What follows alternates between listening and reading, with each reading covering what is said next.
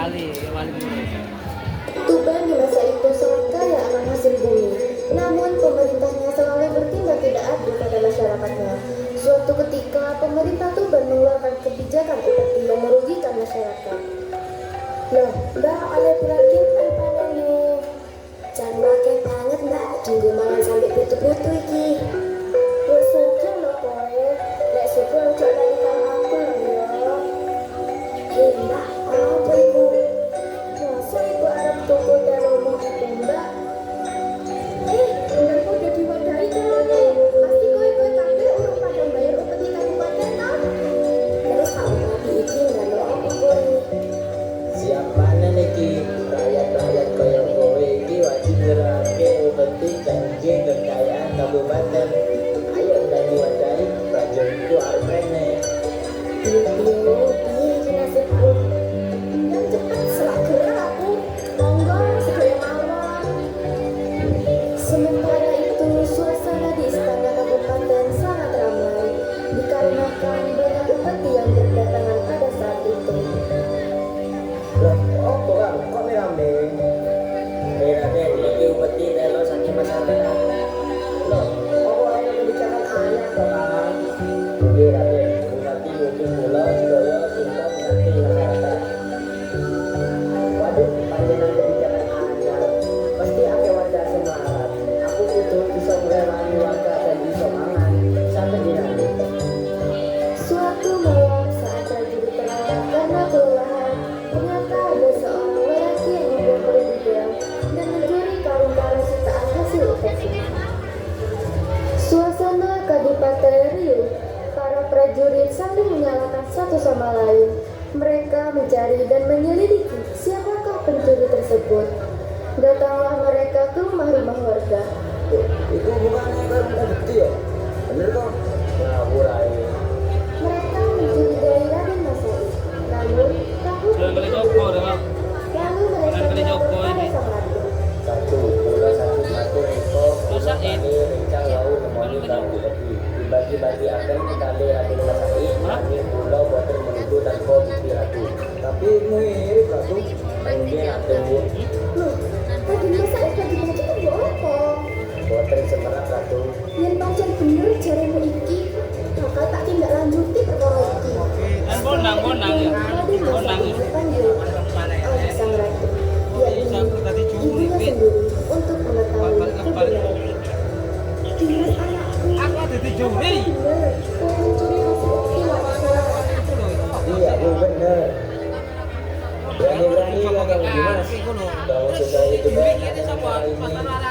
aku tidak ingin hidup dengan harta orang lain itu curang ngomong. Jangan minta-minta romamu, Dimas.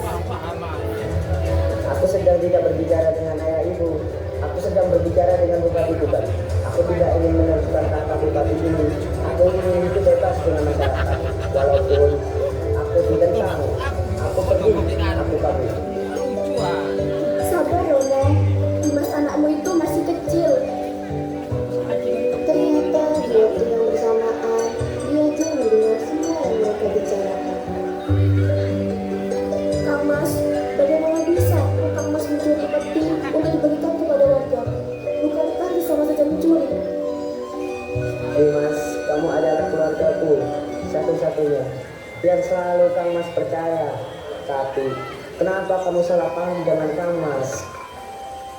Maaf Kang Mas, namun Kang Mas akan pergi kemana? Apa akan menjadi orang berilmu tentang tasawuf? Segala sesuatu yang kita makan harus diketahui haknya dan diridhoi oleh Allah. Dimas, pikirkan, apakah yang selama ini kita makan sudah diridhoi oleh Allah? Kang Mas, sampai hati membicarakan ayah dan ibu. Raden Masai pun pergi meninggalkan kabupaten. Dia bertekad dengan tujuan utamanya. Mulai saiki, jenengku bakal dadi lokal jaya. Mulai saiki, aku bakal jogo hatane wong sing sugih. Lan tak bagi nang wong sing kurang mampu. Raden Masai mengembara ke sana kemari untuk mencuri harta dan dibagikan kepada orang tidak mampu. Hingga suatu hari dia bertemu seorang kakek. Assalamualaikum Kanjeng. Kanjeng belum seberapa tua, tapi mengapa Kanjeng menggunakan tongkat? Waalaikumsalam warahmatullahi wabarakatuh. Setidaknya untuk petunjuk jalan. Apakah saya boleh melihat tongkatnya, Kanjeng? Kalau sudah melihatnya, kamu pasti ingin memilikinya. Tidak, Kanjeng. Sebaiknya tidak usah. Maaf, Kanjeng. Ini tongkatnya. La ilaha illallah Muhammadur Rasulullah. Hai, lihatlah, ambillah benda itu. Benda itu lebih berharga daripada tongkat ini. Dengan emas itu, kamu dapat berbuat apa saja. Dapatkanlah selagi Allah memberi kesempatan. Ambil dan gunakan sebaik-baiknya. Raden Mas Said begitu takjub melihat pohon emas yang ditunjuk oleh kakek tua itu. Saya ingin belajar ilmu yang Kanjeng miliki. Misalnya, air laut dijadikan tinta dan kertas. Di seluruh jagat raya ini, jadikanlah kertasnya masih belum cukup untuk menuliskan ilmu yang itu. Jagalah tongkat ini. Siap, Kanjeng. Hari berganti hari, bulan berganti bulan, tahun berganti tahun. Raden Mas Said kini dikenal sebagai Sunan Kalijaga, yang berarti orang yang bertapa menjaga sunnah. Lalu kakek tua itu pun kembali mengenal Sunan Kalijaga. Assalamualaikum, nak. Bangun, nak.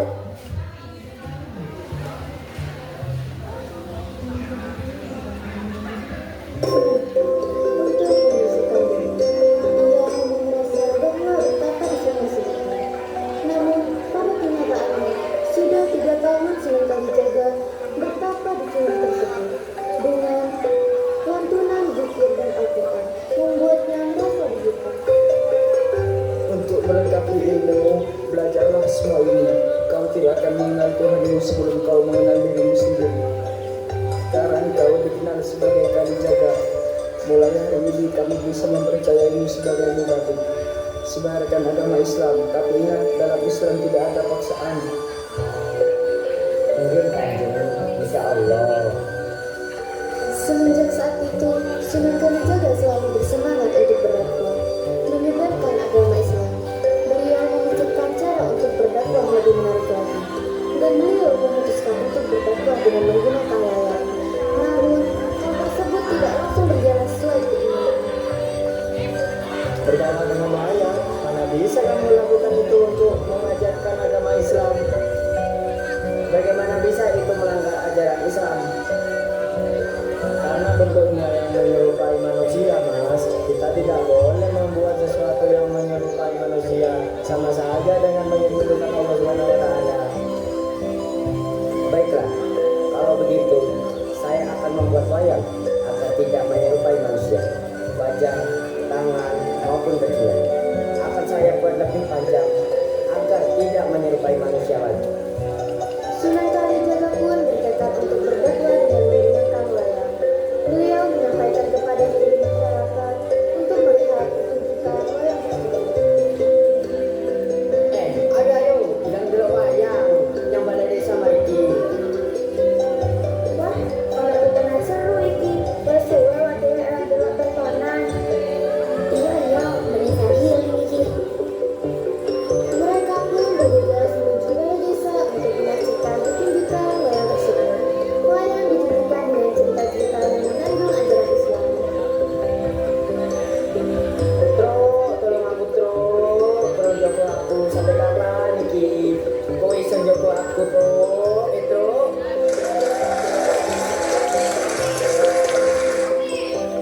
Hari ke hari, pertunjukan wayang oleh Sunan Kalijaga semakin meraih semua masyarakat karena cerita wayang yang baru, menarik, dan tidak membosankan. Karena itulah, hingga sekarang masyarakat sekitar saling berganti untuk menganut ajaran Islam. Dari ajarannya yang diuji karena dakwah dari Sunan Kalijaga yang sangat menakjubkan.